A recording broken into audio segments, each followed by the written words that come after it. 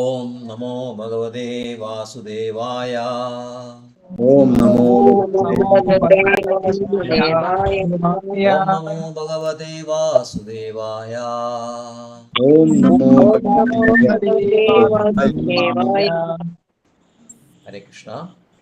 ഭഗവത്ഗീത യഥാരൂപം അധ്യായം 17 ശ്രദ്ധാവിഭാഗങ്ങൾ. ശ്ലോകങ്ങൾ 11, 12, 13, 14. ശ്ലോകം 11. അബലകാംക്ഷിഭി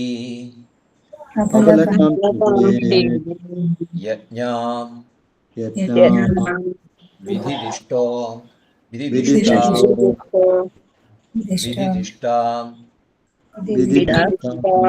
യാം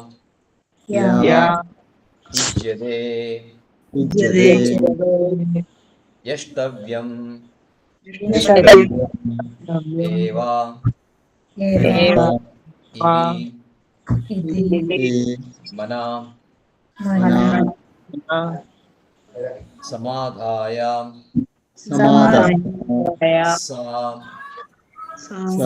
സാത്വികാം അബലകാംക്ഷിഭിർയജ്ഞോ വിദിദിഷ്ടോ യുജ്യതേ യഷ്ടവ്യമേതി മനഃ സമാധായ സാത്വികാം അബലകാംക്ഷിഭിർയജ്ഞോ വിദിദിഷ്ടോ യുജ്യതേ യഷ്ടവ്യമേതി മനഃ സമാധായ സാത്വികാം അബലകാംക്ഷിഭിർയജ്ഞോ വിദിദിഷ്ടോ യുജ്യതേ യഷ്ടവ്യമേതി മനഃ സമാധായ സാത്വികാം.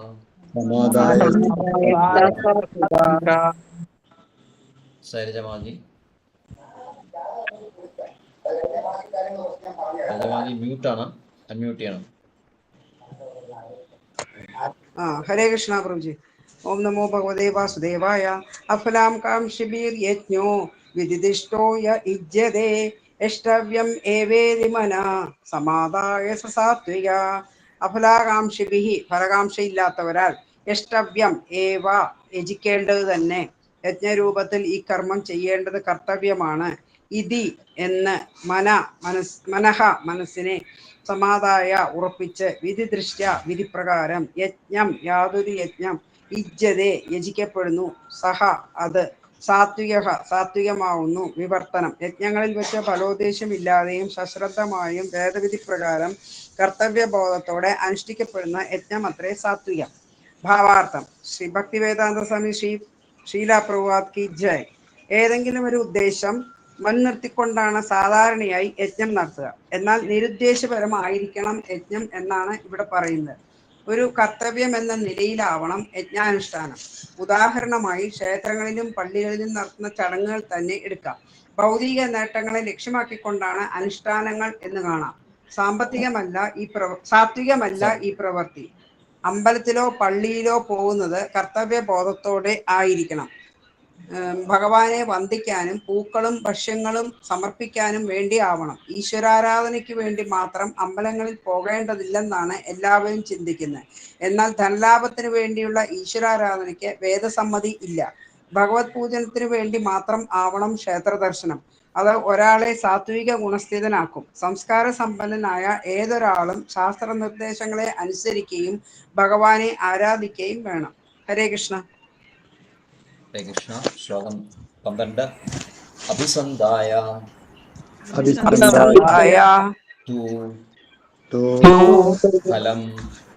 ഫലം ദംഭാർത്ഥം അപി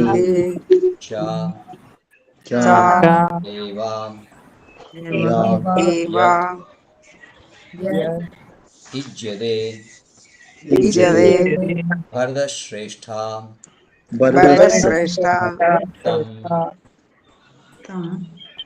യജ്ഞം യജ്ഞം വിദ്ധി വിദ്ധി രാജസം രാജസം അഭിസന്ധായതു ഫലം അഭിസന്ധായതു ഫലം ദമ്പാർത്ഥമപി ചൈവ യത് ദമ്പാർത്ഥം അഭിചൈവ യത് യുജ്യതേ ഭരതശ്രേഷ്ഠ ഉജ്ജതേ ഭരതശ്രേഷ്ഠ തം യജ്ഞം വിധിരാജസം തം യജ്ഞം വിധിരാജസം അഭിസന്ധായതു ഫലം അഭിസന്ധായതു ഫലം ദമ്പാർത്ഥമപി ചൈവ യത് ദമ്പാർത്ഥം അഭിചൈവ യത് യുജ്യതേ ഭരതശ്രേഷ്ഠ യുജ്യതേ ഭരതശ്രേഷ്ഠ തം യജ്ഞം വിധിരാജസം തം തം യജ്ഞം യജ്ഞം വിധിരാജസം അഭിസന്ധായതു ഫലം അഭിസന്ധായതു ഫലം ദമ്പാർത്ഥമപി ചൈവ യത് ദമ്പാർത്ഥം അഭിചൈവ യത് യുജ്യതേ ഭരതശ്രേഷ്ഠ ഉജ്ജതേ യുജ്യതേ ഭരതശ്രേഷ്ഠ തം യജ്ഞം വിധിരാജസം തം തം യജ്ഞം യജ്ഞം വിധിരാജസം ഗീതമാജി. ഹരേ കൃഷ്ണ. അഭിസന്ധായതു ഫലം ദമ്പാർത്ഥമപി ചൈവ യത് യുജ്യതേ ഭരതശ്രേഷ്ഠ തം യജ്ഞം വിധിരാജസം. തു എന്നാൽ ഫലം ഫലത്തെ അഭിസന്ധായ ലക്ഷ്യമാക്കിയും അഭിച മാത്രമല്ല ദമ്പാർത്ഥം ഏവ ദമ്പത്തിനു വേണ്ടിയും യത് യാതൊന്ന് യുജ്യതേ യജിക്കപ്പെടുന്നു ഭരതശ്രേഷ്ഠ ഹേ ഭരതശ്രേഷ്ഠ തം യജ്ഞം ആ യജ്ഞത്തെ രാജസമെന്ന് വിധി നീ അറിയുക. വിവർത്തനം. ഭൗതികമായ ഏതെങ്കിലും പ്രയോജനത്തിന് വേണ്ടിയോ ഗർവ് കാട്ടാനായോ അനുഷ്ഠിക്കപ്പെടുന്ന യജ്ഞം രാജസം എന്നറിയുക. അല്ലയോ ഭരതശ്രേഷ്ഠ. ഭാവാർത്ഥം. ശ്രീ ഭക്തിവേദാന്ത സ്വാമി ശ്രീല പ്രഭുപാദർ കി ജയ്. സ്വർഗലബ്ധിക്കായും ഇഹലോക സുഖങ്ങൾക്ക് വേണ്ടിയും യജ്ഞങ്ങളും ചടങ്ങുകളും നടത്താറുണ്ട്. അങ്ങനെയുള്ള അനുഷ്ഠാനങ്ങൾ രാജസങ്ങളായി കരുതപ്പെടുന്നു. ഹരേ കൃഷ്ണ. ഹരേ കൃഷ്ണ. ശ്ലോകം 13. വിധിഹീനം വിധിഹീനം അസൃഷ്ടാന്നം മസൃഷ്ടാനം അപൃഷ്ടാനം മന്ത്രഹീനം മന്ത്രഹീനം അദക്ഷിണം മദക്ഷിണം ദക്ഷിണം ശ്രദ്ധാവിരഹിതം ശ്രദ്ധാവിരഹിതം യജ്ഞം യജ്ഞം താമസം താമസം താമസം പരിചക്ഷതേ. പരിചക്ഷതേ വിധിഹീനമസൃഷ്ടാന്നം വിധിഹീനമസൃഷ്ടാനം അദക്ഷിണം മന്ത്രഹീനം അദക്ഷിണം ശ്രദ്ധാവിരഹിതം യജ്ഞം ശ്രദ്ധാവിരഹിതം യജ്ഞം താമസം പരിചക്ഷതേ. താമസം പരിചക്ഷതേ വിധിഹീനമസൃഷ്ടാന്നം വിധിഹീനമസൃഷ്ടാനം മന്ത്രഹീനമദക്ഷിണം മന്ത്രഹീനം ദക്ഷിണം ശ്രദ്ധാവിരഹിതം യജ്ഞം ശ്രദ്ധാവിരഹിതം യജ്ഞം താമസം പരിചക്ഷതേ. താമസം പരിചക്ഷതേ വിധിഹീനമസൃഷ്ടാന്നം വിധിഹീനമസൃഷ്ടാനം മന്ത്രഹീനമദക്ഷിണം മന്ത്രഹീനമദക്ഷിണം ശ്രദ്ധാവിരഹിതം യജ്ഞം ശ്രദ്ധാവിരഹിതം യജ്ഞം താമസം പരിചക്ഷതേ. താമസം ഉത്സവമാജി. ഹരേ കൃഷ്ണ പ്രഭുജി. പ്രധാന പദാർത്ഥം. വിധിഹീനം ശാസ്ത്രവിധി അനുസരിക്കാതെയും അസൃഷ്ടാന്നം പ്രസാദ വിതരണം കൂടാതെയും മന്ത്രഹീനമായും അദക്ഷിണം ദക്ഷിണയില്ലാതെയും ശ്രദ്ധാവിരഹിതം വിശ്വാസമില്ലാത്തതുമായ യജ്ഞത്തെ താമസമെന്ന് പരിചക്ഷതേ പറയപ്പെടുന്നു. വിവർത്തനം. വേദോക്ത വിധികൾ അനുസരിക്കാതെയും പ്രസാദ വിതരണം മന്ത്രാചാരണം പൂജാരിക്ക് ദക്ഷിണ എന്നിവ കൂടാതെയും വിശ്വാസമില്ലാതെയും ചെയ്യപ്പെടുന്ന യജ്ഞം തമോ ഗുണമുള്ളതാണ്. ഭാവാർത്ഥം. ശ്രീ A.C. ഭക്തിവേദാന്ത സ്വാമി ശ്രീലാ പ്രഭുപാദ് മഹാരാജ് കി ജയ്. താമസികരുടെ വിശ്വാസം വാസ്തവത്തിൽ അവിശ്വാസം തന്നെ. ചിലപ്പോൾ ജനങ്ങൾ ധനസമ്പാദനത്തിനായി ചില ദേവന്മാരെ ആരാധിക്കുകയും നേടിയ സമ്പത്ത് വൈദികാജ്ഞകളെ അവഗണിച്ചുകൊണ്ട് സുഖഭോഗങ്ങൾക്കായി ഉപയോഗിക്കുകയും ചെയ്യുന്നു. അത്തരം മതപരമായ ചടങ്ങുകളിലെ പ്രകടനങ്ങൾ നിർവാജ്യങ്ങളെന്ന് കരുതാൻ വയ്യ. താമസങ്ങളാകിയാൽ അവ ആസുര സ്വഭാവത്തെ വളർത്തും. മനുഷ്യവർഗത്തിന് ഒരു വിധത്തിലും പ്രയോജനപ്പെടുകയില്ല. ഹരേ കൃഷ്ണ പ്രഭു. ഹരേ കൃഷ്ണ. ഹരേ കൃഷ്ണ. 14 ദേവ ദേവ ദ്വിജ ദ്വിജ ഗുരു ഗുരു പ്രാജ്ഞ പ്രാജ്ഞ പൂജനം പൂജനം ശൗചം ശൗചം ആർജവം ആർജവം ബ്രഹ്മചര്യം ബ്രഹ്മചര്യം അഹിംസ ച ച ശാരീരം ശാരീരം തവ തപ ഉച്യത്തെ ഉജ്യത്തെ ദേവദ്വിജ ഗുരുപ്രാജ്ഞ ദേവദ്വിജ ഗുരുപ്രാജ്ഞ പൂജനം ശൗചമാർജവം പൂജനം ശൗചാർജവം ബ്രഹ്മചര്യം അഹിംസ ച ബ്രഹ്മചര്യമഹിംസ ച ശാരീരം തപ ഉച്യത്തെ ശാരീരം തപ ഉച്യത്തെ ദേവദ്വിജ ഗുരുപ്രാജ്ഞ ദേവദ്വിജ ഗുരുപ്രാജ്ഞ പൂജനം ശൗചമാർജവം പൂജനം ബ്രഹ്മചര്യം അഹിംസ ച ബ്രഹ്മചര്യമഹിംസ ച ശാരീരം തപ ഉച്യത്തെ ശാരീരം തപ ഉച്യത്തെ ദേവദ്വിജ ഗുരുപ്രാജ്ഞ ദേവദ്വിജ ഗുരുപ്രാജ്ഞ പൂജനം ശൗചമാർജവം പൂജനം ശൗചമാർജവം ബ്രഹ്മചര്യം അഹിംസ ച ബ്രഹ്മചര്യമഹിംസ ച ശാരീരം തപ ഉച്യത്തെ ശാരീരം തപ ഉച്യത്തെ രേഖമാജി. ഹരേ കൃഷ്ണ പ്രഭു. വേദദ്വിജ ഗുരുപ്രാജ്ഞ പൂജനം ശൗചമാർജവം ബ്രഹ്മചര്യമഹിംസ ച ശാരീരം തപ ഉച്യത്തെ. പദവിച്ഛേദം. വേദദ്വിജ ഗുരുപ്രാജ്ഞ പൂജനം പരമപുരുഷൻ, ബ്രാഹ്മണൻ, ഗുരു, ആരാധ്യപുരുഷൻ എന്നിവയുടെ പൂജനം. ശൗചം ശുചിത്വവും, ആർജവം ലാളിത്യവും, ബ്രഹ്മചര്യവും, അഹിംസ ച അഹിംസയും എന്നിവ. ശാരീരം ശരീര സംബന്ധിയായ തപസ് എന്ന് ഉജ്ജതെ പറയപ്പെടുന്നു. വിവർത്തനം. പരമപുരുഷൻ, ബ്രാഹ്മണൻ, ആധ്യാത്മിക ആചാര്യൻ, മാതാപിതാക്കൾ തുടങ്ങിയ ഉന്നതർ എന്നിവരെ ആരാധിക്കൽ, ദേഹശുദ്ധി, ലാളിത്യം, ബ്രഹ്മചര്യം, അഹിംസ എന്നിവയെ ശാരീരികമായ തപസ് എന്ന് പറയുന്നു. ഭാവാർത്ഥം. മഹാരാജ്. ഇവിടെ ഭഗവാൻ വിവിധതരം തപസ്സുകളും വ്രതങ്ങളെയും പറ്റി വിവരിക്കുന്നു. ആദ്യമായി ശാരീരികമായി തപസ് എന്തെന്ന് പറയുന്നു. ഈശ്വരനെയും മറ്റു ദേവന്മാരെയും വിശിഷ്ട ബ്രാഹ്മണരെയും അധ്യാത്മ ഗുരുവിനെയും മാതാപിതാക്കളെയും വേദജ്ഞാനമുള്ള ഏവരെയും ആദരിക്കുക അഥവാ ആദരിക്കുവാൻ ശീലിക്കുക എന്നത് എല്ലാവരുടെയും കടമയാണ്. ആന്തരവും ബാഹ്യവുമായ ശുചിത്വം പരിശീലിക്കണം. പെരുമാറ്റത്തിൽ ലാളിത്യം പുലർത്തണം. വേദവിഹിതമല്ലാത്ത ഒരു കർമ്മവും ചെയ്തുകൂടാ. വൈവാഹിക ജീവിതത്തിന് പുറത്തുള്ള ലൈംഗിക ബന്ധം പുലർത്താൻ പാടില്ല. വൈവാഹികമായ ലൈംഗിക ബന്ധം മാത്രമേ വേദം അംഗീകരിച്ചിട്ടുള്ളൂ. ഇതിനെയാണ് ബ്രഹ്മചര്യം എന്ന് പറയുന്നത്. ഈ വിവരിച്ചവയാണ് ശാരീരികങ്ങളായ തപചര്യകൾ. ഹരേ കൃഷ്ണ പ്രഭു. ജ്ഞാനതിഭ്രാന്തസ്യ ജ്ഞാനാഞ്ജനശ്ലാകയാം ചക്ഷുരുന്മീലിതം യേന തസ്മൈ ശ്രീഗുരവേ നമഃ. ശ്രീചൈതന്യമനോഭീഷ്ടം സ്ഥാപിതം യേന ഭൂതലേ സ്വയം രൂപകഥാമസ്യം ദദാതി സ്വപദാന്തികം.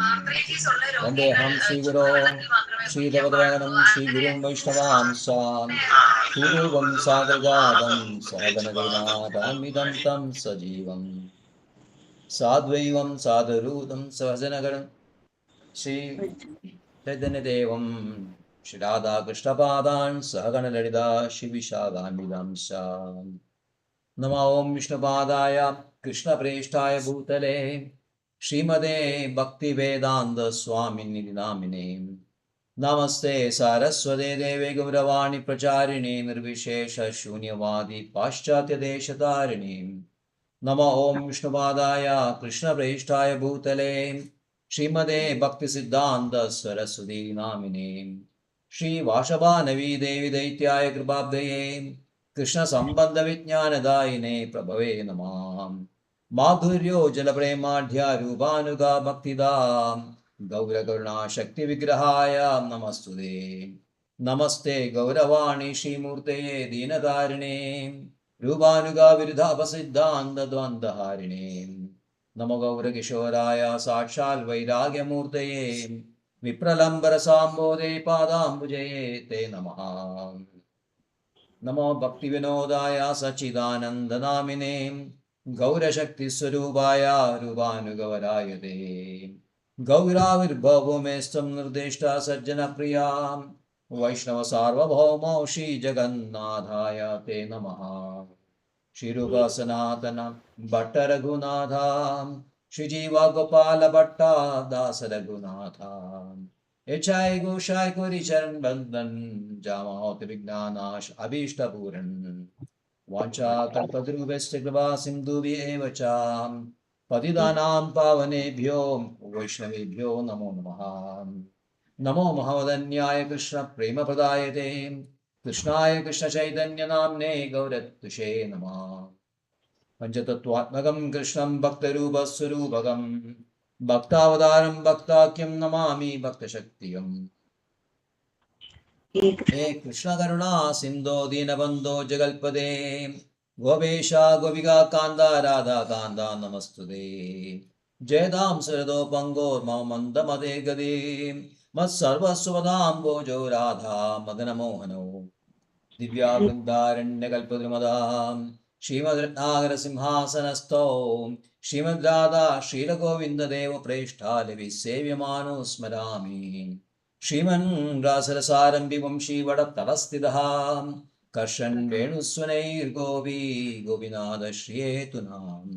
പൃഥകാഞ്ജന ഗൗരാംഗീ രാധേ വൃന്ദാവനേശ്വരീ ഋഷഭാനുസുതേ ദേവി പ്രണമാമി ഹരിപ്രിയേ.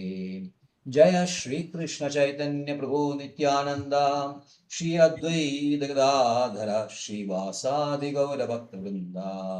ഹരേ കൃഷ്ണ കൃഷ്ണ കൃഷ്ണ ഹരേ ഹരേ ഹരേ രാമ രാമ രാമ ഹരേ ഹരേ. ഹരേ കൃഷ്ണ കൃഷ്ണ കൃഷ്ണ ഹരേ ഹരേ ഹരേ രാമ രാമ രാമ ഹരേ ഹരേ. ഹരേ കൃഷ്ണ കൃഷ്ണ കൃഷ്ണ ഹരേ ഹരേ ഹരേ രാമ രാമ രാമ ഹരേ ഹരേ.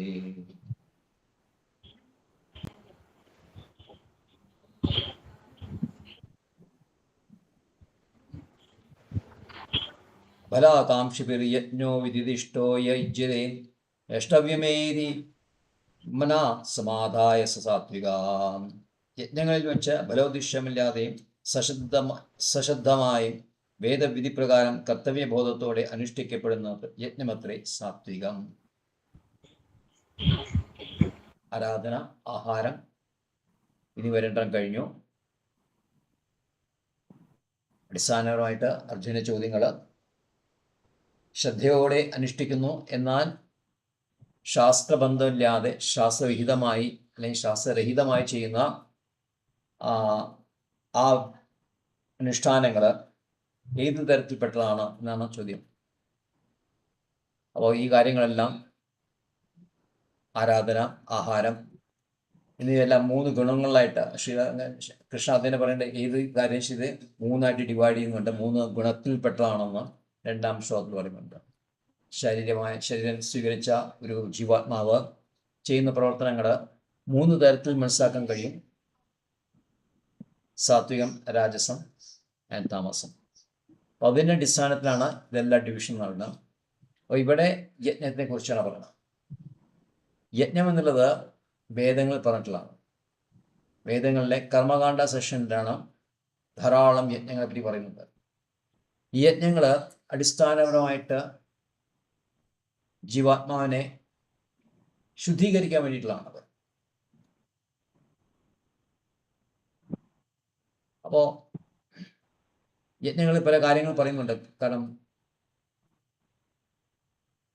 പല ഗുണങ്ങൾ കടക്കുന്ന ആൾക്കാരാണ്, അവരെ ഉദ്ധരിക്കാൻ വേണ്ടിയിട്ടാണ് വേദങ്ങൾ ഉണ്ടാക്കിയിട്ടുള്ളത്. അപ്പോൾ വേദങ്ങളിൽ താല്പര്യം ഉണ്ടാക്കാൻ വേണ്ടിയിട്ട്, യജ്ഞങ്ങളിൽ താല്പര്യം ഉണ്ടാക്കാൻ വേണ്ടിയിട്ട് അതിനെക്കുറിച്ച് ഫലോദിഷ്ടമായ കാര്യങ്ങൾ, ഫലങ്ങൾ, പല യജ്ഞം ചെയ്താൽ പല ഫലങ്ങൾ കിട്ടും, പല ഗുണങ്ങൾ കിട്ടും എന്നിവയിൽ പല യജ്ഞങ്ങൾക്കും പല ഗുണങ്ങളും പ്രയോജനങ്ങളും ഫലങ്ങളും വേദങ്ങളിൽ പറയുന്നുണ്ട്. അതുവഴി രജോ ഗുണത്തിൽ കിടക്കുന്ന തമോ ഗുണത്തിലുള്ള ആൾക്കാരെ യജ്ഞ ശാസ്ത്രത്തിലേക്ക് ആകർഷിക്കാൻ വേണ്ടിയിട്ടാണ് ഈ യജ്ഞവിധികൾ ഉണ്ടാക്കിയത്. അത് വാസ്തവമാണ്, ഭഗവാന്റെ സാങ്ഷൻ ഉള്ളതുകൊണ്ട് അങ്ങനെ ചെയ്തു കഴിഞ്ഞാൽ, ആ ആഗ്രഹത്തോടെ ചെയ്തു കഴിഞ്ഞാൽ അത് സംഭവിക്കും. പക്ഷേ ഒരു ഉദ്ദേശം കർമ്മകാണ്ഡത്തിലെ യജ്ഞങ്ങളെ പറ്റി പറയുമ്പോൾ അത് ശുദ്ധീകരണ പ്രക്രിയയാണ്. ആനിമൽ ലൈഫ്, വെറും മൃഗജീവിതത്തിൽ നിന്ന് പതുക്കെ വേദസംസ്കാരത്തിലേക്ക് ജീവാത്മാക്കളെ ഉയർത്തിക്കൊണ്ടുവരാൻ വേണ്ടിയിട്ടാണ് വേദങ്ങളിലെ യജ്ഞം വിഭാഗം അല്ലെങ്കിൽ കർമ്മകാണ്ഡ സെക്ഷൻ.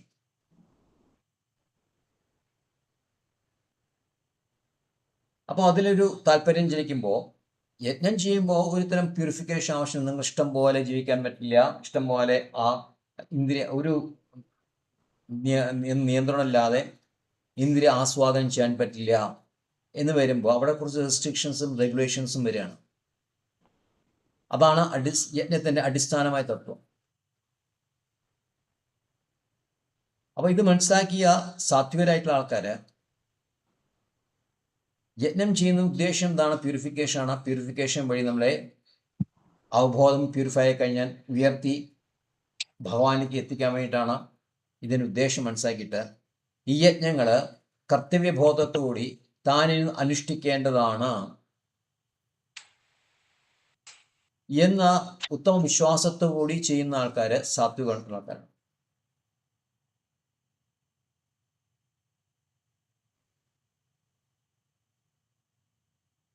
അപ്പോൾ ഇത് നമുക്കറിയാം, കർമ്മയോഗത്തിൻ്റെ ഭാഗമാണ് കർമ്മം, ആക്ഷൻ. അപ്പോൾ ഈ ആക്ഷൻ വഴി ബ്രഹ്മസാക്ഷാത്കാരം നേടുകയാണ് ഇതിൻ്റെ ഉദ്ദേശം. അപ്പോൾ ഈ ആക്ഷൻ ചെയ്യുമ്പോൾ പ്യൂരിഫിക്കേഷന് വേണ്ടിയിട്ട് ഫലങ്ങൾ ആഗ്രഹിക്കാതെ ചെയ്യും. അടുത്ത 18-ാം അധ്യായത്തിൽ ത്യാഗം, സന്യാസം, അതിനെക്കുറിച്ചാണ് ചർച്ച വരാൻ പോകുന്നത്. അപ്പോൾ എന്തുകൊണ്ട് യജ്ഞം പ്യൂരിഫിക്കേഷൻ നടത്തുന്നു? കാരണം ഫലം ആഗ്രഹിക്കാതെ, ഫലകാംക്ഷി എന്നുള്ള അഫലാകാംക്ഷി, ഫലം ആഗ്രഹിക്കാതെ. കാരണം ഫലം ആഗ്രഹിക്കാതെ ഫലം ഉണ്ട് എന്ന് മനസ്സിലാക്കാം. അല്ലേ, ഒരു യജ്ഞം ചെയ്യുമ്പോൾ ഒരു ഫലം ഉണ്ട് എന്ന് മനസ്സിലാക്കാം. അപ്പോൾ അഫലാകാംക്ഷി എന്ന് പറയുമ്പോൾ ആ ഫലം, യജ്ഞത്തിൽ ഏത് ഫലത്തിനെ പറ്റി പറയുന്നു, ആ ഫലം തീരെ ആഗ്രഹിക്കാതെ ഡ്യൂട്ടി എന്നല്ല മനസ്സിലാക്കേണ്ടത്. സാത്വികനായിട്ടുള്ള ആൾ മനസ്സിലാക്കുന്നത് എന്താണ്? ഇത് ഡ്യൂട്ടി. എന്തുകൊണ്ട് ഡ്യൂട്ടി വരുന്നു? കാരണം എൻ്റെ അവബോധ ശുദ്ധിക്ക് വേണ്ടിയിട്ടാണ് ഞാൻ ഇത് ചെയ്യുന്നത്. അപ്പൊ ശരീരം ശുദ്ധമാവുകയും ചെയ്യും, മനസ്സിലിരിക്കുന്ന ആഗ്രഹങ്ങൾ ഇല്ലാതാവുകയും ചെയ്യും. അപ്പോൾ പ്യൂരിഫിക്കേഷൻ വരുമ്പോൾ, അവബോധം മനസ്സ് തെളിയുമ്പോൾ, ബുദ്ധി പ്രകാശിക്കുമ്പോൾ, അപ്പോൾ ബ്രഹ്മസാക്ഷാത്കാരം വരും. അപ്പോൾ ശരിയായി അനുഷ്ഠിക്കുന്ന കർമ്മയോഗം വെച്ചാൽ ആക്ച്വലി കർമ്മയോഗമാണ്. നിഷ്കാമ കർമ്മയോഗം വരുന്നില്ല. പക്ഷേക്ക് സഫലമായ സകാമയോഗം ഉണ്ട്. കർമ്മയോഗം വെച്ച് കഴിഞ്ഞാൽ കർമ്മം വഴി യോഗം ചെയ്യാന്നർത്ഥം. യോഗം എന്ന് വെച്ച് കഴിഞ്ഞാൽ ഗെറ്റ് കണക്റ്റഡ്. അപ്പോൾ അതൊന്ന് നമുക്ക് കൂടുതൽ മനസ്സിലാക്കാൻ വേണ്ടിയിട്ട് നിഷ്കാമ കർമ്മയോഗം എന്ന് പറയുന്നുള്ളൂ. കർമ്മയോഗം ആക്ച്വലി ഈസ് നിഷ്കാമം വേണ്ടി. കർമ്മയോഗം വെച്ച് കഴിഞ്ഞാൽ ആ യോഗം അതിൻ്റെ സയൻസ് മനസ്സിലാക്കിയിട്ട് അത് ചെയ്യുന്നതിന് കർമ്മയോഗം എന്ന് പറഞ്ഞാൽ. അപ്പോൾ അവിടെ ഫലകാംക്ഷി എന്ന് പറയുന്നുണ്ട്. ഇനി അഫലകാംക്ഷി നിഷ്കാമ കർമ്മയോഗം ചെയ്യുകയാണെങ്കിൽ, ഇപ്പം അതിന് നിഷ്കാമ കർമ്മയോഗം നമുക്ക് എടുക്കാതെ തന്നെ നിഷ്കാമ കർമ്മയോഗം ചെയ്താൽ പോലും ഭഗവാനായിട്ട് കണക്ട് ചെയ്തില്ലെങ്കിൽ അതിന് വലിയ ഫലം ഉണ്ടാവില്ല. നൈഷ്കാമ്യം അഭി അച്യുതഭാവവർജിതം ന ശോഭതേ ജ്ഞാനമലഞ്ജനം ശ്രീമദ് ഭാഗവതം പറയുന്നുണ്ട്.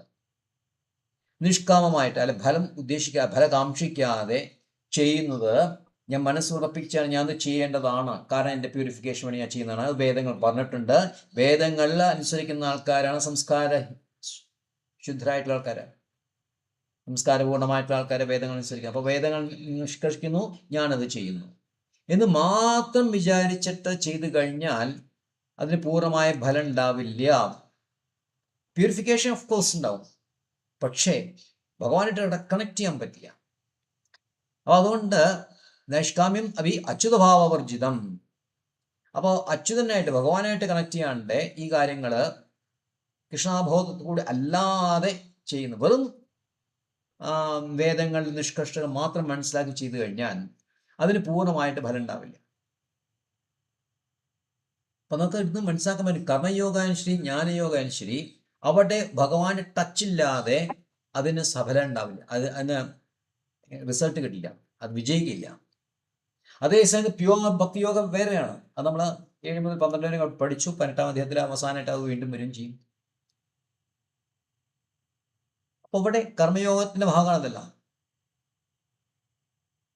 അപ്പോൾ കർമ്മയോഗം ചെയ്യുമ്പോൾ വെറും ജ്ഞാനാധിഷ്ഠമായിട്ട് അല്ലെങ്കിൽ വേദങ്ങൾ പറഞ്ഞ കാര്യമനുസരിച്ച് മാത്രം ചെയ്യുമ്പോൾ ശരിയാണ്, പ്യൂരിഫിക്കേഷൻ വരും. ഇവിടെ അത്രേ പറയുന്നുള്ളൂ. കാരണം 22-ാം ശ്ലോകത്തിലും വീണ്ടും അവിടെ ഭഗവാന്റെ കണക്ട് ചെയ്യണം. തൽക്കാലം പ്യൂരിഫിക്കേഷൻ വേണം. ആ പ്യൂരിഫിക്കേഷൻ ആർക്ക് കിട്ടും? സാത്വികരായിട്ടുള്ള ആൾക്കാർക്കാണ്.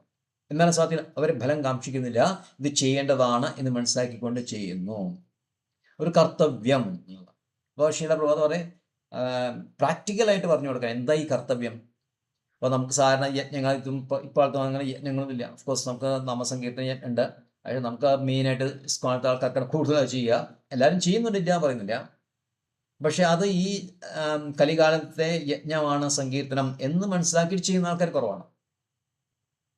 ഏതായാലും കർത്തവ്യമായിട്ട് നമ്മൾ കാണുന്നത് എന്താണ്? നമ്മൾ അമ്പലത്തിൽ പോവുക, ക്ഷേത്രത്തിൽ പോവുക, പള്ളിയിൽ പോവുക എന്നതാണ്. അപ്പൊ ഫലകാംക്ഷികരായിട്ടുള്ള ആൾക്കാർ എന്ത് ചെയ്യണം? സാധാരണ ആൾക്കാരെ കർമ്മികൾ അല്ലെ ഫലകാംക്ഷിക്കുന്ന ആൾക്കാർ എന്ത് ചെയ്യണം? അമ്പലത്തിൽ പോയി കഴിഞ്ഞാൽ ഫലസിദ്ധി ഉണ്ടാകുന്ന ചില കാര്യങ്ങൾ ചെയ്യും. ഇതിന് ഫലസിദ്ധിക്ക് വേണ്ടിയിട്ട് 4 തരം ഭക്തന്മാരിലെ ഏത് ഭക്തനാണ്?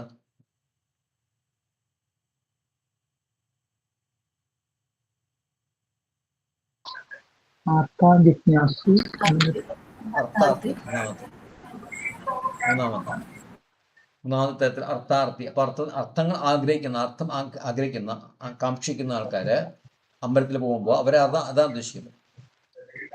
പള്ളിയായാലും ശരി, അമ്പലമായാലും ശരി, മുസ്ലിം പള്ളിയായാലും ശരി, എന്തായാലും ശരി, ആഗ്രഹം അവർ പല ആഗ്രഹ സിദ്ധീകരിക്കാൻ വേണ്ടിയിട്ട് അതിനുവേണ്ടി അമ്പലത്തിൽ. പക്ഷെ അത് കർത്തവ്യമായിട്ട് വരില്ല. കർത്തവ്യമായിട്ടുള്ള എന്നാൽ ഭഗവാനെ കാണാൻ വേണ്ടി മാത്രം പോവുക, ഭഗവാന്റെ ദർശനം നടത്തുക.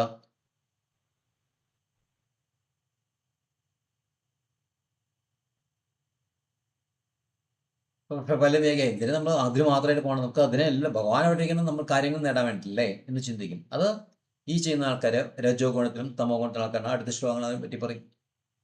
സാത്വികരായിട്ട് ഭഗവാൻ ജസ്റ്റ് ദർശനം എടുക്കുക, അതിനുവേണ്ടി മാത്രം.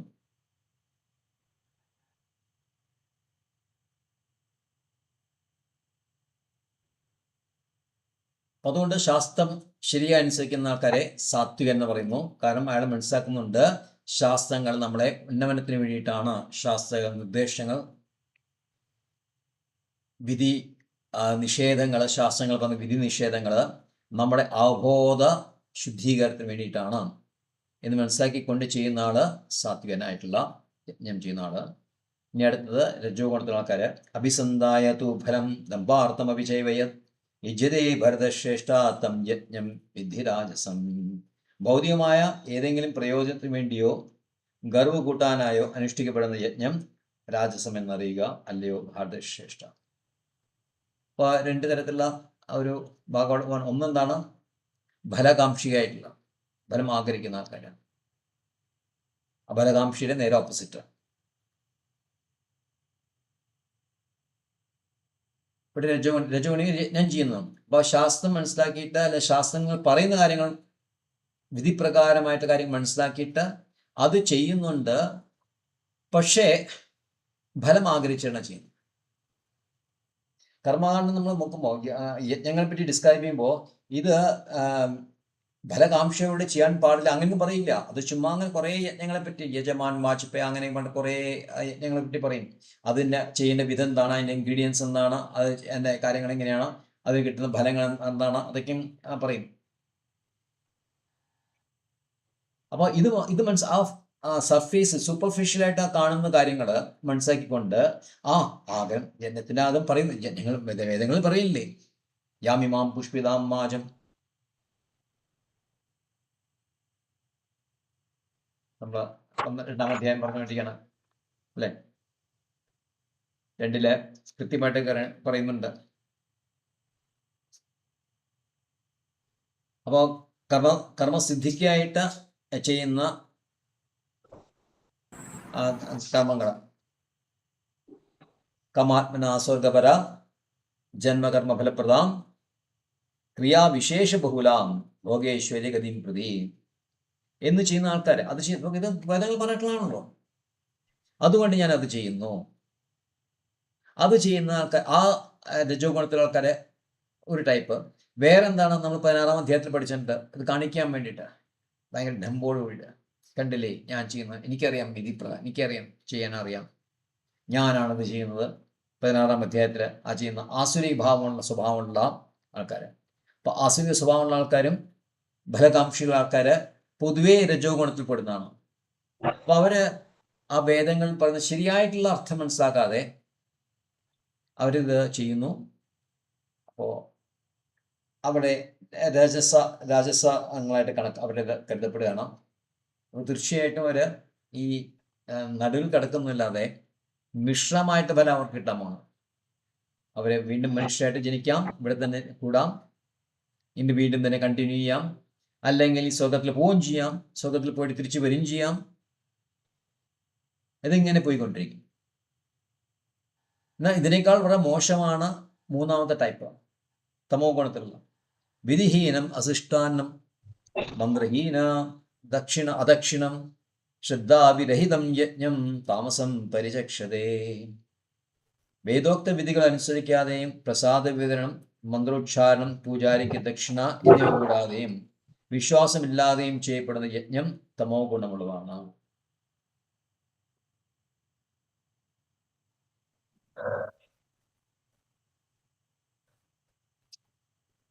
അപ്പോ വിധിഹീനം, നോട്ട് സ്ക്രിപ്ച്വലി എൻജോയിൻ, ശാസ്ത്രപ്രകാരമല്ലാത്തത് എന്ന് പറയുമ്പോൾ ഇവിടെ നേരെ ഓപ്പോസിറ്റ് അർത്ഥം. തമോ ഗുണികൾ നേരെ ഓപ്പോസിറ്റ് ആണല്ലോ. In opposition to what have been enjoined, Shankaracharya ഭാഷയാണ്. In opposition to what has been enjoined, വേദങ്ങളിൽ എന്താണ് നിഷ്കർഷിച്ചിട്ടുള്ളത് അതിന് പൂർണ്ണമായിട്ടും എതിരായി ചെയ്യുന്നതാണ് വിധിഹീനം. വിധിയില്ലാതെയോ അല്ലെങ്കിൽ വിധിക്ക് വിപരീതമായോ. അപ്പോൾ തമോ ഗുണത്തിലുള്ള ആൾക്കാർ വിപരീതമാണെന്ന് പറയുന്നത്, ചെയ്യുന്ന നേരെ വിപരീതമായിരിക്കും.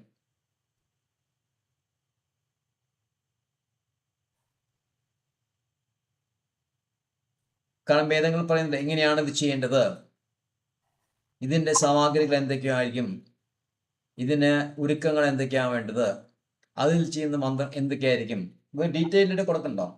ഇതിന് തീരെ പൂർണ്ണമായിട്ട് അവഗണിച്ചുകൊണ്ട് സ്വന്തം ഇഷ്ടപ്രകാരം എന്തെങ്കിലും കാട്ടിക്കൂട്ടുക.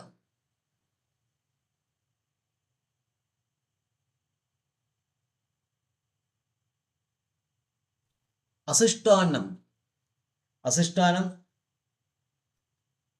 ഭക്ഷണം അല്ലെങ്കിൽ പ്രസാദം കൊടുക്കാതെ, ആർക്ക് കൊടുക്കാതെ, ബ്രാഹ്മണർക്ക് നിവേദ്യം കൊടുക്കാതെ, അല്ലെങ്കിൽ പാവപ്പെട്ടവർക്ക്.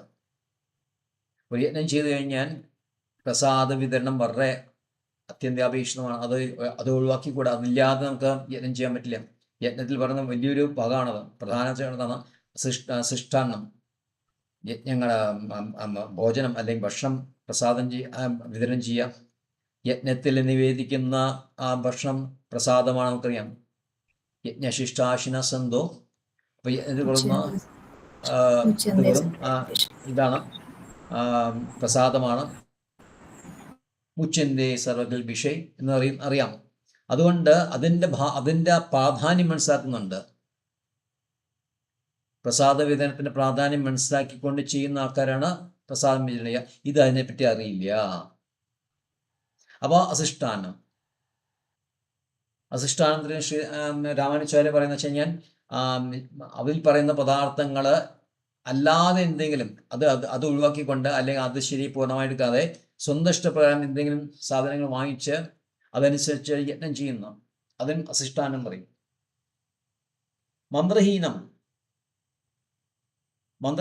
എന്ന് പറഞ്ഞു കഴിഞ്ഞാൽ വിത്തൗട്ട് സീക്രട്ട് ചാൻസ്, മന്ത്രത്തിന് സീക്രട്ട് ചാൻസ് ശുദ്ധീകരിക്കുന്ന മന്ത്രായത, മനസ്സിനെ ശുദ്ധീകരിക്കുന്ന തരത്തിലുള്ള മന്ത്രങ്ങൾ.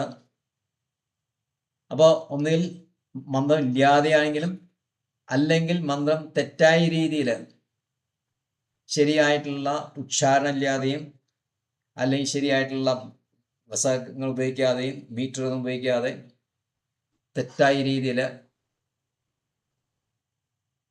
പറയുന്ന മന്ത്രങ്ങൾ, അതിനെ മന്ത്രഹീനം എന്ന് പറയുന്നുണ്ട്. അദക്ഷിണം, ദക്ഷിണ കൊടുക്കാതെ. ആർക്ക് കൊടുക്കണം? അത് ചെയ്യുന്ന പ്രീസ്റ്റ്, യജമാൻ എന്നാണ് പറയുന്നത്. അത് ആരാണോ ഇത് യജ്ഞം നിർവഹിക്കുന്നത് അയാൾക്ക് അതിൻ്റെ ഫീസ് എന്ന് പറയാം, ഒഫീഷ്യേറ്റിംഗ് ഫീസ് ചെയ്യുന്നതാണ്, അത് കൊടുക്കണം.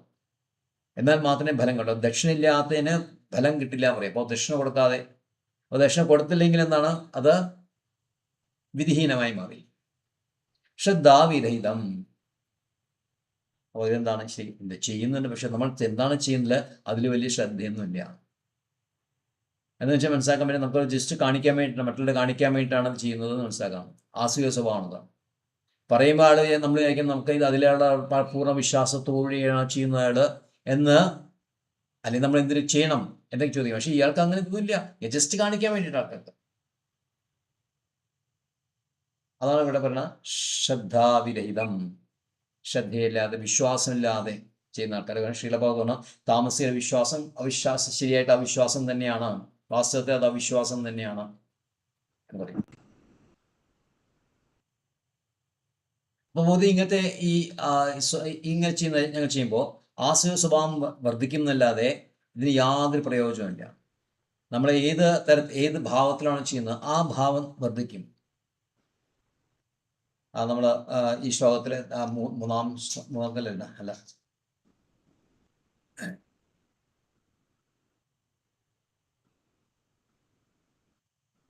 മൂന്നാം ശ്ലോകല്ലേ? യെസ്, നോക്കില്ലേ. സത്വാനുരൂപ സർവസ്യ ശ്രദ്ധാ ഭവതി ഭാരത ശ്രദ്ധാമയോയം പുരുഷോ യോ യശ്രദ്ധ.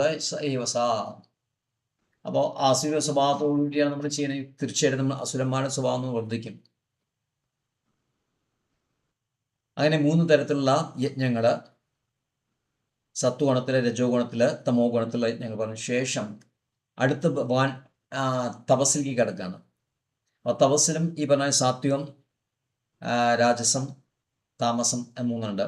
പക്ഷേ ഈ തപസ് ഏത് തരം തപസ്സാണ്? തപസ് 3 തരത്തിലുണ്ട്: ശരീരം, വാക്ക്, മനസ്സ്. ഈ 3നും തപസ് അനുഷ്ഠാനങ്ങളുണ്ട്. അപ്പോൾ ശരീര സംബന്ധമായ തപസ് എന്താണ്? 14-ാം ശ്ലോകത്തിൽ. 15-ാം ശ്ലോകത്തിൽ വാക്ക് സംബന്ധമായിട്ടുള്ള തപസ് എന്താണ്? വാക്കുകൾ, ബോഡി, വേർഡ്സ് ആൻഡ് മൈൻഡ്. അടുത്തത് മനസ്സിന് സംബന്ധമായിട്ടുള്ള തപസ്. അപ്പോൾ ശരീര സംബന്ധമായിട്ടുള്ളത് 14-ാം ശ്ലോകത്തിലുമുണ്ട്. ദേവദ്വിജ ഗുരുപ്രാജ്ഞ പൂജനം ശൗചമാർജവം ബ്രഹ്മചര്യ അഹിംസാ ച ശാരീരം തവ ഉച്യതേ. പരമപുരുഷൻ, ബ്രാഹ്മണൻ, ആധ്യാത്മികാചാര്യൻ, മാതാപിതാക്കൾ തുടങ്ങിയ ഉന്നതർ എന്നിവരെ ആരാധിക്കൽ, ദേഹശുദ്ധി, ലാളിത്യം, ബ്രഹ്മചര്യം, അഹിംസ എന്നിവയെ ശാരീരികമായി തപസ് എന്ന് പറയുന്നു. അപ്പോൾ ഫിസിയോ സൈക്കോ പ്യൂരിഫിക്കേഷൻ ആണ് തപസ്സിനെ പറ്റിയാണ് ഇവിടെ പറഞ്ഞത്. അപ്പം ആദ്യത്തെ കുറിപ്പ് എന്താണ്? സൈക്കോ ആയിട്ടുള്ള കാര്യങ്ങളാണ്. അത് നാല് തരം. അത് 4 എന്ന് പറയുന്നത് ദേവന്മാര്, പിന്നെ ബ്രാഹ്മണര്, ട്വൈസ് ബോൺ, ദ്വിജ എന്ന് പറയുന്ന ദേവദ്വിജ, ദ്വിജൻ 2 വർഷം ജനിച്ചത് ബ്രാഹ്മണനർത്ഥം. ഗുരു, ആത്മീയ ഗുരു. പ്രാജ്ഞ ചൈന്യൻ, വേദങ്ങൾ നന്നായിട്ട് അറിയുന്ന ആള്, അല്ലെങ്കിൽ ഇവിടെ മാതാപിതാക്കൾ എന്നിവരെ ഇതിന് എടുക്കാം. വൈസ് സ്കോളേഴ്സ്, പ്രാജ്ഞാചതുഷ്കം, wise scholars, one knows about Vedas. അപ്പോൾ ഇവരെ നമ്മൾ ബഹുമാനിക്കണം. റെവറൻസ് എന്ന് വെച്ചാൽ അവിടെ ബഹുമാനിക്കണം. ആ റെവറൻസ് എന്ന് വരുന്നത് നമുക്ക് എന്താണ്? അത് നമ്മുടെ ശരീരത്തിൻ്റെ ഭാഗമായിട്ടുള്ള ആ സൈക്യോ ഭാഗമാണ് കേട്ടോ. ദേവന്മാര്, ബ്രാഹ്മണര്, ആത്മീയ ഗുരുക്കള്, വിദ്വാൻമാര് അല്ലെങ്കിൽ മാതാപിതാക്കള്, സദാചാര എന്ന് പറയുന്ന മധ്വാചാര്യ ബുക്കിൽ വളരെ ചെറുപ്പത്തിൽ തന്നെ ഇതിനെ പറ്റി പറയുന്നു. വളരെ യങ് ഏജിൽ തന്നെ ഇതെല്ലാം പഠിപ്പിക്കണം. ശരീര സംബന്ധമായിട്ടുള്ള, വാക് സംബന്ധമായിട്ടുള്ള, മനസ്സംബന്ധമായിട്ടുള്ള പ്യൂരിഫിക്കേഷൻ. അപ്പോൾ തപസ് നമുക്കറിയാം, പ്യൂരിഫിക്കേഷന് വേറെ ഭാഗമാണ് അത്, തപസ്സനുഷ്ഠാനങ്ങൾ. തപസ്സനുഷ്ഠാനങ്ങൾ, ഏത് തപസ്സനുഷ്ഠാനം ശരി, അത് നമ്മുടെ ആത്മീയമായിട്ടുള്ള ഗുണത്തിന് വേണ്ടിയിട്ടായിരിക്കും. അതല്ലാതെ ചെയ്യുന്നത്, അത് വീണ്ടും ഇതിനെ പറയേണ്ട, ഇത് നമ്മുടെ ശരീരത്തിലേക്കുന്ന ഭാഗങ്ങളെ പീഡിപ്പിക്കുക, ഉള്ളിരിക്കുന്ന പരമാത്മാവിനെ പീഡിപ്പിക്കുക ചെയ്യുന്ന തപസ് തമോ ഗുണത്തിൽപ്പെട്ടതാണ് പറയും. ചില ആൾക്കാർ നമുക്കറിയാം, നല്ല സമ്മറിൽ അതിൽ വേദങ്ങളെ പറയാം, വലിയൊരു നട്ടുച്ചകാലം അറിയാം, മെയ് മാസം അല്ലെങ്കിൽ ഏപ്രിൽ മാസങ്ങളെല്ലാം ഭയങ്കര ചൂടുള്ള സമയത്ത് 40 ഡിഗ്രി 45 ഡിഗ്രി സമയത്തെല്ലാം ഒരു അഗ്നി കൊണ്ടുണ്ടാക്കി, ഹോമം കൊണ്ടുണ്ടാക്കി അതിന് മുമ്പിൽ നിന്നിട്ട് തപസ് ചെയ്യുക. അല്ലെങ്കിൽ നല്ല തണുപ്പ് കാലത്ത് കുളത്തിലിറങ്ങിയിട്ട് കഴുത്ത് വരെ ഇറങ്ങിയിട്ട് അവിടെ ബന്ധങ്ങൾ ചെയ്യുക. ഇതൊക്കെ ഒരു ശരീരപീഡനത്തിൻ്റെ കാര്യമാണ്. ഒരു വീഡിയോ ഞാൻ ചെയ്യുന്നു, ചാരുസ്വാമി മഹാരാജ് അദ്ദേഹം ചെയ്താണ്. അപ്പോൾ അതിൽ അദ്ദേഹം പറയേണ്ടത് ഈ തപസ് ശരിയായ തപസ് എന്നാണ് ആത്മീയമായ ഉന്നമനം ആയിട്ടുണ്ട്. അപ്പോൾ ശീല പ്രഭാകറുണ്ട്, sitting down and listening to Shrimad Bhagavatam class itself.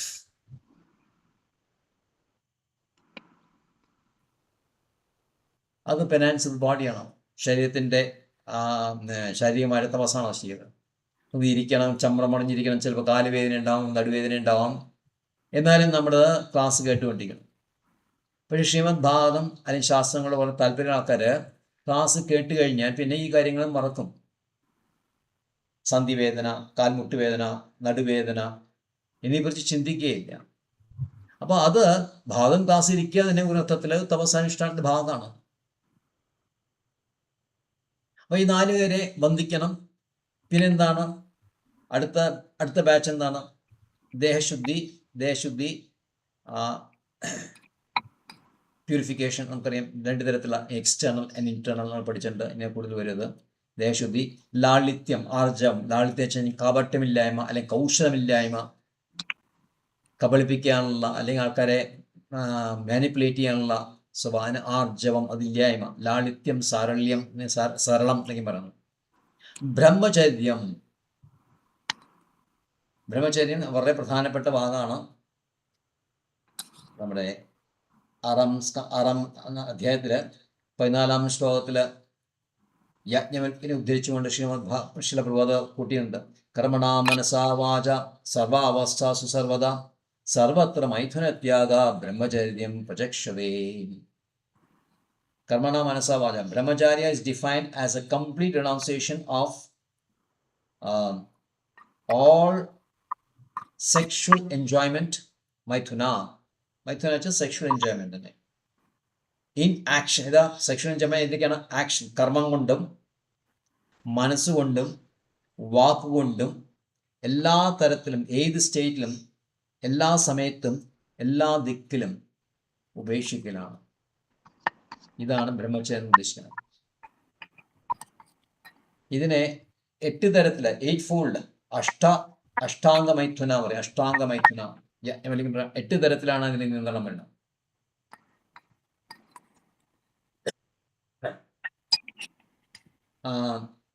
അത് ആദ്യത്തെ സ്മരിക്കുക, thinking and dwelling on the thought of sexual desire. ഇതിനെ കുറിച്ചിട്ട് ലൈംഗിക അപേക്ഷയെ കുറിച്ചിട്ട് ആലോചിച്ചുകൊണ്ടിരിക്കുക. ശബ്ദം പറയുന്നത്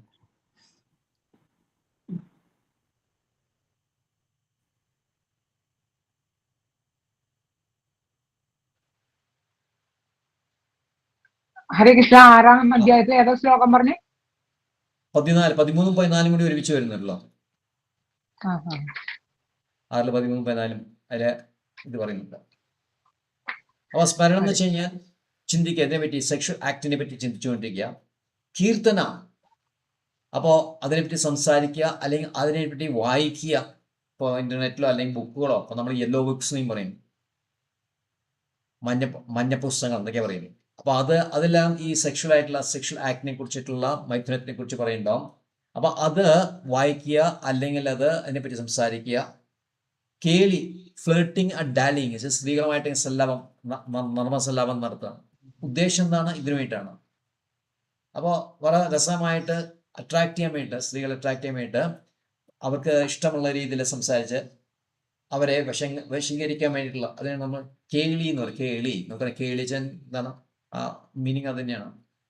പ്രേക്ഷണ, പ്രേക്ഷണ വെച്ചാൽ ദർശന, കാണുക. പ്രേക്ഷണം വെച്ചാൽ കാണുക. അപ്പോൾ എങ്ങനെ കാണുക?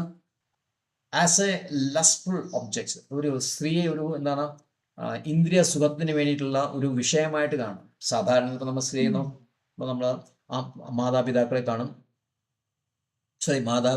സിസ്റ്റേഴ്സിനെ കാണും. അപ്പോൾ അവിടെ സാധാരണ നിലയിൽ നമുക്ക് അങ്ങനെ ഒരു അങ്ങനത്തെ വിചാരം വരില്ല. അല്ലാതെ ചിലപ്പോൾ സ്ത്രീകൾ നമ്മൾ വേറെ രീതിയിൽ നോക്കും. നമുക്ക് ചൈതന്യ മഹാപ്രഭു നമുക്കറിയാം. ചൈതന്യ മഹാപ്രഭു ഛോട്ടാ ഹരിദാസിനെ പിടിച്ച് പുറത്താക്കുന്നുണ്ട്. കാരണം അയാൾ ഭിക്ഷയാചിച്ച് പോയപ്പോൾ ഒരു ഗൃഹത്തിൽ പോയി ഭിക്ഷയാചിച്ചു. അവിടുന്ന് കുറച്ച് ഭിക്ഷ കിട്ടി.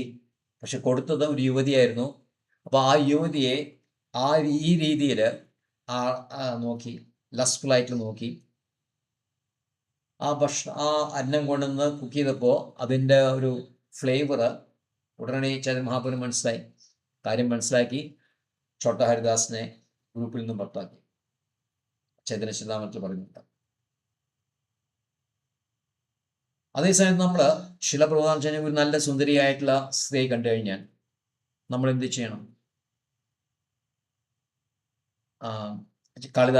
ശങ്കരാചാര്യ എന്നൊക്കെ പറയാം. അത് ഒരു എന്താ പറയുക, മാംസപിണ്ഡമാണ്. കാണാൻ അഴകുണ്ടാവും. പക്ഷെ അത് മാംസപിണ്ഡം മനസ്സിൽ എപ്പോഴും മനസ്സിൽ കാണണം. അത് സ്മരിച്ചുകൊണ്ട് അതൊന്ന് മാറി നിൽക്കണം എന്ന് വളരെ എന്താ പറയുക ഡിറ്റർമിനേഷന് കൂടിയിട്ട് ചെയ്യുന്ന രീതിയാണത്. യമുനാചാര്യ നമുക്കറിയാം. യഥാവധി മമമന കൃഷ്ണ പ്രധാനവിന്ദേ നവനവരസാംനം ഉദ്യുതം ജന്തുമാസി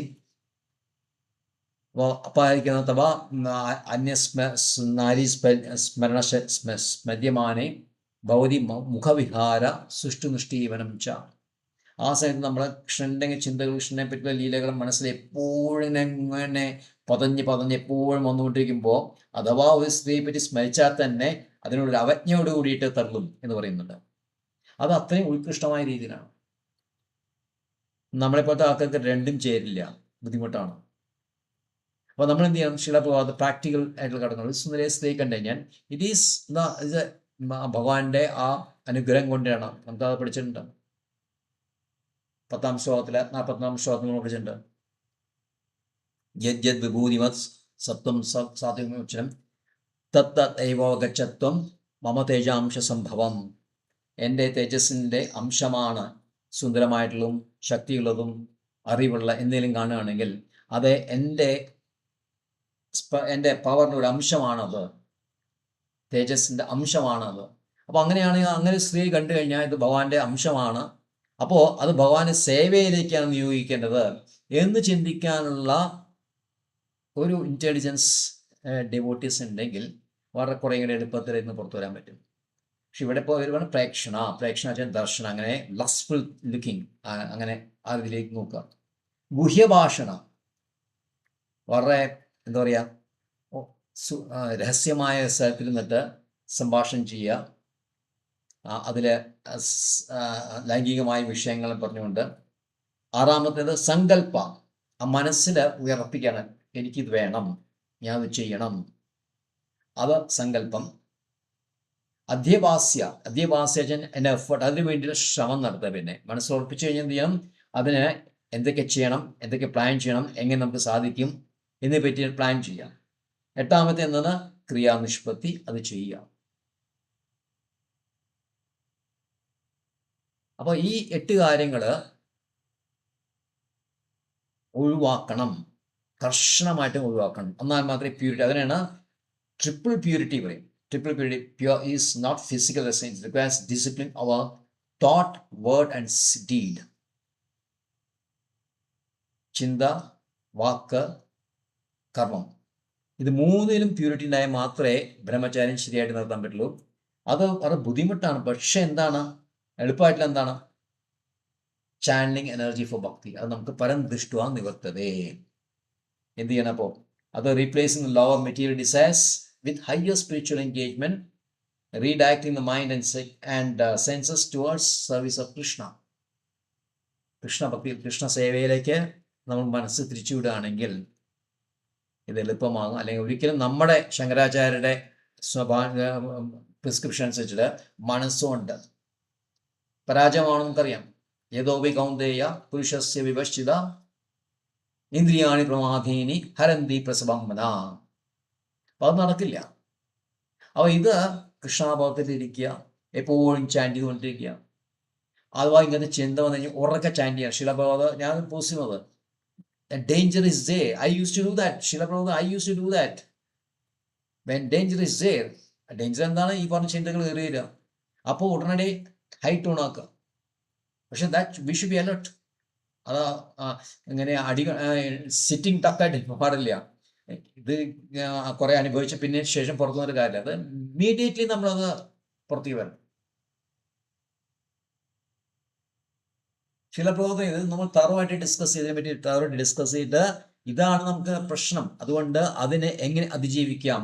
അതിജീവിക്കുന്നത് കൃഷ്ണാഭാവത്തിൽ കൂടെ മാത്രമേ പറ്റുള്ളൂ. ഹരേ കൃഷ്ണ കൃഷ്ണ കൃഷ്ണ ഹരേ ഹരേ, ഹരേ രാം രാം രാം ഹരേ ഹരേ. അതാണ് നടക്കുള്ളൂ. അതുകൊണ്ട് ഈ തപസ്സനുഷ്ഠാനങ്ങൾ ശരീര സംബന്ധമായിട്ട് കാര്യമായത് അത് അവസാനം പറയുന്ന 18-ാം അധ്യായത്തില് 15-ാം ശ്ലോകത്തില് ഇത് പറയുന്നുണ്ട്. ശരീരവാങ് മനോഭീർ, ശരീരം മനസ്സ് വാക്ക് ചെയ്യുന്ന കർമ്മം യത് കർമ്മ പ്രാരബ്ധേനര നായം വിപരീതം വാ പഞ്ചേതേ തസ്യേതവാ. ശരീരത്തിന്റെ 5 കാര്യങ്ങൾ 14-ാം ശ്ലോകത്തിൽ പറയുന്നുണ്ട്. ഈ 5 കാര്യങ്ങൾ തന്നെയാണ് ഈ തപസ്സനുഷ്ഠാനത്തിൽ വരുന്നത്. അപ്പൊ തപസ്സനുഷ്ഠാനം ഇത് ഏത് പ്യൂരിഫിക്കേഷൻ, സ്പെഷ്യലി ബ്രഹ്മചാരി പ്യൂരിഫിക്കേഷൻ വളരെ ആവശ്യമുള്ളത്. അല്ലാതെ നമുക്ക് തപസ്സനുഷ്ഠാനം മുന്നോട്ട് കൊണ്ടുപോകാൻ പറ്റില്ല. അപ്പോൾ അതിന് ഏറ്റവും ബെസ്റ്റ് ആയിട്ട് തന്നെ ഹരേ കൃഷ്ണ മഹാമന്ത്രം തന്നെയാണ്. അത് മുടങ്ങാതെ ശ്രദ്ധയോട് കൂടിയിട്ട് മനസ്സ് മാറാതെ ശബ്ദം കേട്ടുകൊണ്ടിരിക്കണം. എത്രത്തോളം നമുക്ക് അതാണ് നമുക്ക് പ്യുവർ ചാൻഡിങ് ആണ്. പ്യുവർ ചാൻഡിങ് വെച്ച് കഴിഞ്ഞാൽ ഉദ്ദേശിച്ചത് അവിടെയാണ്. വേറെ യാതൊന്നും കേൾക്കില്ല, ഇത് മാത്രമേ കേൾക്കുള്ളൂ. ഒരു ചിന്തയുടെ അംശം പോലും വരാതെ എത്രത്തോളം നമുക്ക് ചിന്ത പല രീതിയിൽ ചിന്ത ഗ്രോസ് ഫോമിൽ വരും, ചിലപ്പോൾ സട്ടിൽ ഫോമിൽ വരും. സട്ടിൽ ഫോമിൽ വന്നു കഴിഞ്ഞാൽ നമുക്ക് മനസ്സിലാക്കാനും കൂടി പറ്റില്ല. അതിൻ്റെ ഒരു എന്താ പറയുക, ഒരു അന്തരീക്ഷം മനസ്സിലാക്കി കഴിഞ്ഞിട്ട് നമ്മുടെ ഉള്ളിലേക്ക് അത് പ്രവേശിപ്പിക്കും. അപ്പോൾ ഇതെല്ലാം മനസ്സിലാക്കണം. ഇത് മനസ്സിലാക്കിയിട്ട് കംപ്ലീറ്റ്ലി ഡിപ്പെൻഡിങ് ഓൺ കൃഷ്ണ എന്നാൽ മാത്രമേ അത് ആ ബോധം പ്യൂരിഫൈഡ് ഉള്ളൂ. അപ്പോൾ അത് concentrate on chanting, pure chanting. Hare Krishna. Thank you. Hare Krishna Prabhuji. Thank you Prabhuji. Hare Krishna. Hare Krishna. Anja kalpatarubhasya kripa sindhubhyeva cha padinana pavanebhyo Vaishnavebhyo namo namah. Ananda Kodi Vaishnava Vrinda ki jai. की जय, श्रीला प्रभुपाद की जय. Jai. Jai. Hare Krishna. क्या बोल रहे हैं?